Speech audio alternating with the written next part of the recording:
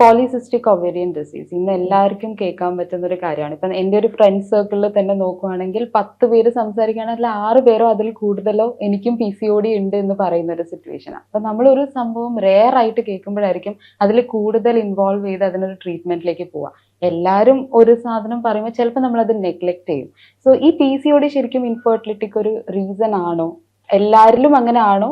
Or any particular condition ഉണ്ടോ അതിന്? ശ്രീലക്ഷ്മി പറഞ്ഞ പോലെ PCO എന്ന് പറയുന്നത് എനിക്ക് തോന്നുന്നു ഒട്ടുമിക്ക ആളുകളും ഒരു റോങ് ഡയഗ്നോസിസ് ചെയ്യുന്ന ഒരു കാര്യമാണ് PCO. എന്താ പ്രശ്നം എന്ന് വെച്ചാൽ ഒരു കുട്ടിക്ക് 1-2 പ്രാവശ്യം പീരീഡ് ഇറഗുലർ ആകുമ്പോൾ അവർ പോയി ഒരു സ്കാൻ ചെയ്യും. സ്കാൻ ചെയ്യുമ്പോൾ അതിനകത്ത് ഒരു പോളിസിസ്റ്റിക് എന്നൊരു റിപ്പോർട്ട് കിട്ടും. അങ്ങനെ അവർ വിചാരിക്കും അവർക്ക് പോളിസിസ്റ്റിക് ഓവറീസ് ആണ് എന്നുള്ളത്. പക്ഷേ പോളിസിസ്റ്റിക് ഓവറി എന്ന് പറയണമെങ്കിൽ നമുക്ക് അതിനൊരു ഗ്രൂപ്പ് ഓഫ് സിംറ്റംസ് വേണം. ചില ബയോകെമിക്കൽ മാർക്കേഴ്സ്, അതായത് ബ്ലഡ് ടെസ്റ്റിലുള്ള ചില വ്യത്യാസങ്ങൾ, കൂട്ടത്തിൽ അൾട്രാസൗണ്ടും ഒരു ഫാക്ടർ മാത്രമേ ആവുന്നുള്ളൂ. 3-ൽ 1 ഫാക്ടർ മാത്രമേ അൾട്രാസൗണ്ടിന് റെലവൻസ് ഉള്ളൂ. അപ്പം നമ്മുടെ ആ പേര് തന്നെ ഒരു മിസ്നോമറാണ്. അതായത് സിസ്റ്റിക്, എനിക്ക് എന്തോ സിസ്റ്റ് ഉണ്ടെന്നാണ് പലരും എന്ന് പറയാം. അല്ല, എഗ്സ് ഒരുപാട് തിങ്ങി നിൽക്കുന്ന ഓവറി, അതായത് അതുമൂലം അതിന് അണ്ടോത്പാദനം ചെയ്യാൻ കഴിയാത്ത ഒരവസ്ഥ.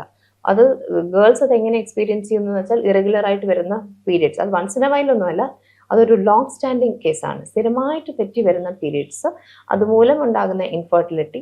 അതിനുശേഷം അവരുടെ ബ്ലഡ്സിൽ നോക്കിയാലും ഇത് നമുക്ക് വാലിഡേറ്റ് ചെയ്യാൻ പറ്റുന്ന ചില ബ്ലഡ് റിസൾട്ട്സ് ഇത്രയും ഉണ്ടെങ്കിൽ മാത്രമേ ഒരു PCO ആവുള്ളൂ. അപ്പോൾ പലതും റോങ് ഡയഗ്നോസിസ് ആണെന്നാണ് എനിക്ക് തോന്നാറുള്ളത്. പലരും നമ്മുടെ PCO എന്ന് വിചാരിക്കുന്നത് പലതും PCO ആകണമെന്ന് ഇല്ല. അപ്പം PCOയിൽ തന്നെയും പല ടൈപ്പ് കാറ്റഗറീസ് ഉണ്ട്, പല വേരിയേഷൻസ് ഉണ്ട്, കോമ്പിനേഷൻസ് ഉണ്ട്.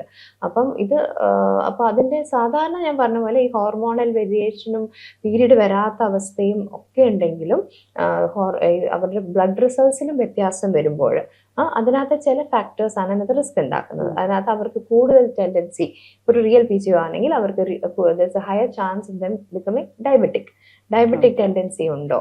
അതുപോലെ ബാക്കി ചില മെയിൽ ഹോർമോൺസിന്റെ വ്യതിയാനം കൂടുതലുണ്ടെങ്കിൽ അവർക്ക് ആക്നെ ഉണ്ടാവുന്ന ഗേൾസ് ഉണ്ട്.